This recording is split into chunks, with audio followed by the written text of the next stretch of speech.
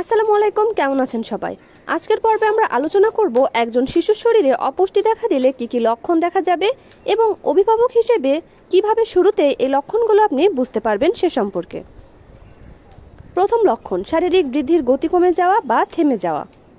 একটি সুস্থ বাচ্চার বয়স অনুযায়ী ওজন এবং উচ্চতা স্বাভাবিক হারে বাড়ে, কিন্তু অপুষ্ট শিশুদের ক্ষেত্রে দেখা যায় বয়স অনুযায়ী ওজন বাড়ছে না, ওজন একই আছে বা কমে যাচ্ছে, উচ্চতা ঠিকমতো বাড়ছে না।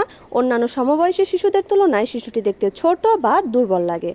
এখন করণীয় কি?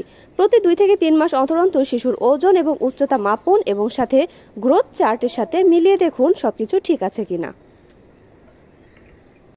খাওয়ার প্রতি অনীহা এবং অস্বাভাবিক খাওয়ার অভ্যাস।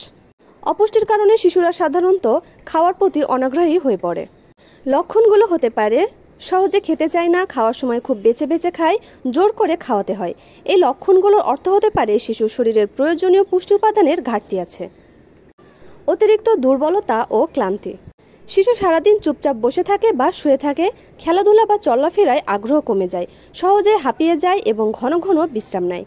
এটি শরীরের ক্যালোরি ও প্রোটিনের ঘাটতির ইঙ্গিত দেয়।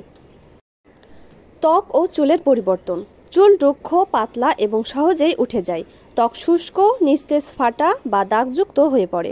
অনেক সময় ত্বকে ফুসকুড়ি বা খসখসে ভাব দেখা যায়। এই লক্ষণগুলো ভিটামিন ও মিনারেলের অভাবে হতে পারে। রোগ প্রতিরোধের ক্ষমতা কমে যাওয়া। শিশুর ঘন ঘন ঠান্ডা লাগা, কাশি বা জ্বর হয়, সামান্য আঘাতে ক্ষত হয় এবং সারাতে অনেক সময় লাগে। মাঝে মাঝেই পেটের অসুখ বা ডায়রিয়া হয়। এটি দেহের ইমিউনিটি সিস্টেম দুর্বল হয়ে যাওয়ার কারণে হয়ে থাকে। চোখ ও মুখে অপুষ্টির লক্ষণ। শিশুর চোখ দেখতে এমন লাগে গর্তের মতো গভীরে বসে গেছে, মুখ ফ্যাকাশে হয়ে যায়, ঠোঁট শুকনো বা ফাটা লাগে, জিহ্বা লালচে বা চটচটে থাকতে পারে। এই লক্ষণগুলো দেখলেই আপনি নিশ্চিত হয়ে যান আপনার শিশু মারাত্মকভাবে অপুষ্টিজনিত কারণে ভুগছে। আচরণগত পরিবর্তন। বাচ্চার মেজাজ সবসময় খিটখিটে থাকে, স্বাভাবিকের চেয়ে বেশি কান্নাকাটি বা চুপচাপ থাকে, মনোযোগের ঘাটতি দেখা যায়, কথা বলা বা কথা শিখতে দেরি করে। শিশুর মানসিক বিকাশে পুষ্টির গুরুত্ব অনেক বেশি। অপুষ্টির কারণে মানসিকভাবে শিশু ক্ষতিগ্রস্ত হয়ে পড়ে। রক্ত স্বল্পতা বা অ্যানিমিয়ার লক্ষণ।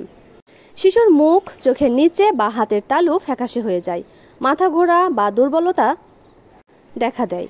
শিশু সবসময় ক্লান্ত অনুভব করে। এটি আয়রনের ঘাটতির অন্যতম লক্ষণ। সবশেষে আছে বারবার অসুস্থ হওয়া ও দীর্ঘমেয়াদী সংক্রমণ।